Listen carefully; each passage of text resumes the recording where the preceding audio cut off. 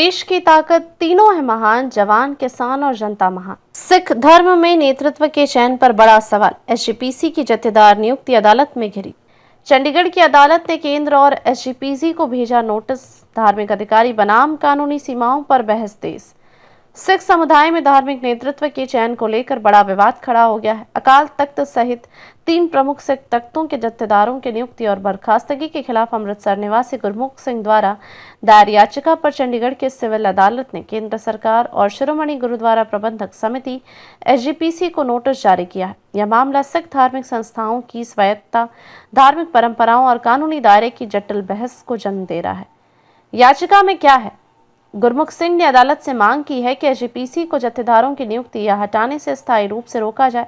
उन्होंने अपनी याचिका में तर्क दिया है कि जत्थेदार एक आध्यात्मिक नेता होता है, न कि किसी संस्था का कर्मचारी, और उनका चुनाव अमृतधारी सिखों की सर्वसम्मति से होना चाहिए।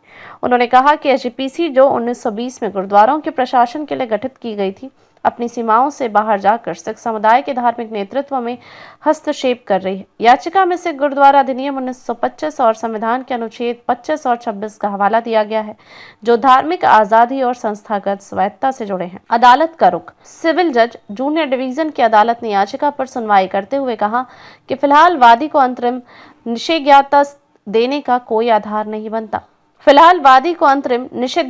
देने का कोई आधार नहीं बनता और बिना विपक्षी पक्ष को सुने इस पर कोई निर्णय नहीं लिया जा सकता।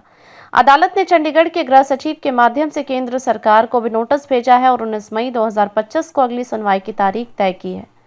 जत्थेदारों की नियुक्ति, परंपरा और विवाद। सिख धर्म के 5 प्रमुख तख्तों में से 3 अकाल तख्त साहिब अमृतसर, तख्त दमदमा साहिब बठिंडा, तख्त केसगढ़ साहिब आनंदपुर साहिब की जत्थेदार नियुक्तियां एसजीपीसी द्वारा की गई जाती हैं।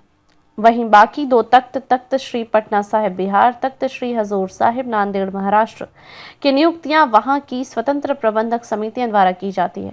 हाल के दिनों में अकाल तख्त के जत्थेदार को हटाकर नया जत्थेदार नियुक्त किया गया था, जिसने विवाद को और गहरा कर दिया। इतिहास बनाम वर्तमान। सिख इतिहास में जत्थेदारों का चुनाव समुदाय की इच्छा और पंथक मर्यादा के अनुसार होता रहा है, लेकिन पिछले कुछ वर्षों में यह नियुक्तियां एसजीपीसी के राजनीतिक प्रभाव और आंतरिक खींचतान से प्रभावित मानी जा रही हैं।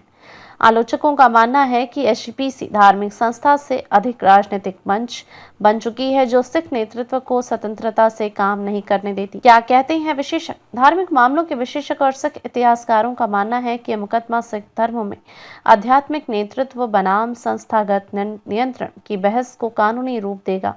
सिख विद्वान डॉक्टर हरदीप सिंह के अनुसार अगर अदालत एसजीपीसी के अधिकार क्षेत्र पर रोक लगाती है तो यह एक ऐतिहासिक निर्णय होगा, जो सिख तख्तों की स्वायत्तता को पुनर्स्थापित कर सकता है।